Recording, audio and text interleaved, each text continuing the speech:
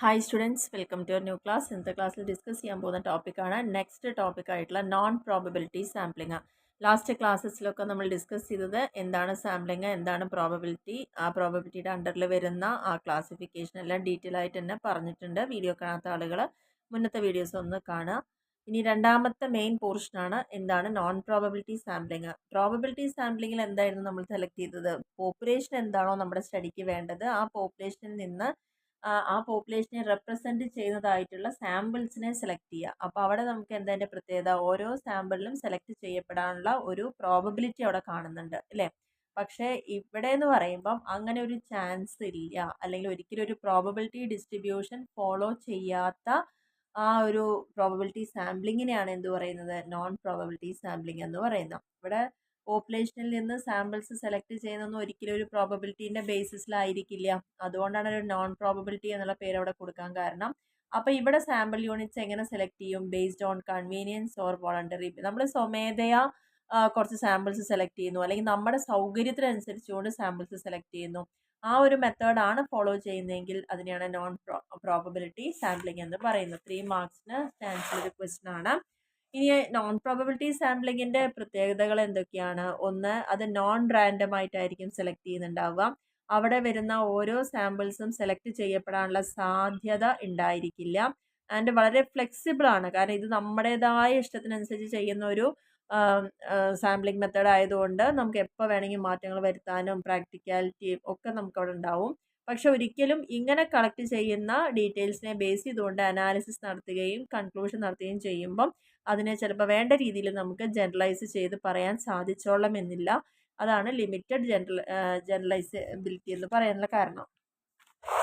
ഇനി നെക്സ്റ്റ് മെയിനായിട്ട് നമ്മൾ നോക്കാനുള്ളത് ഇതിൻ്റെ ആപ്ലിക്കേഷനാണ്. അപ്പോൾ എപ്പോഴാണ് നമ്മൾ ഇങ്ങനെ ഒരു നോൺ പ്രോബബിലിറ്റി സാമ്പിളിങ് യൂസ് ചെയ്യേണ്ടത് എന്നുള്ളതാണ് പറയുന്നത്.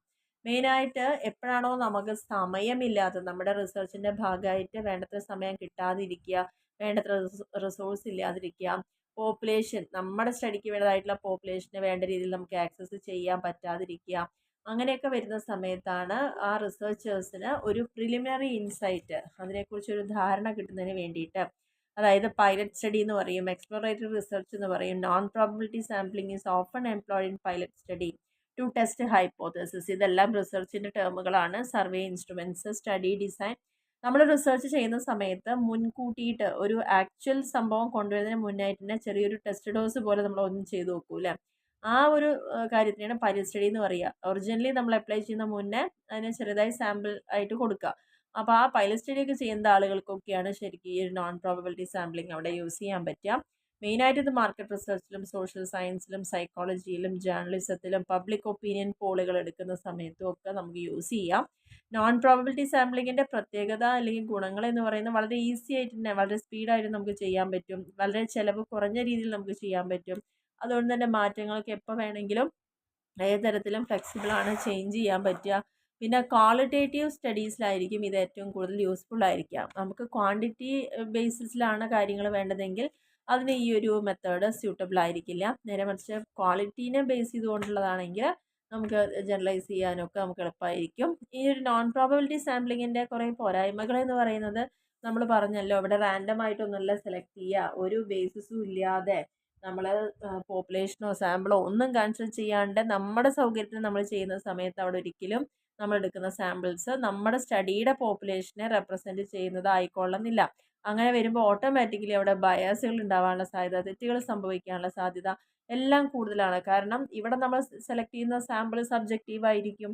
അതുകൊണ്ട് തന്നെ ഇതിൽ ബയാസുകൾ ഉണ്ടാവും. അങ്ങനെ ബയാസുകൾ വന്നാൽ നമ്മുടെ റിസൾട്ട് നമ്മൾ കണ്ടെത്തിയ കാര്യങ്ങളൊക്കെ തെറ്റുകൾ വരാനുള്ള സാധ്യത ഉണ്ടായിരിക്കും.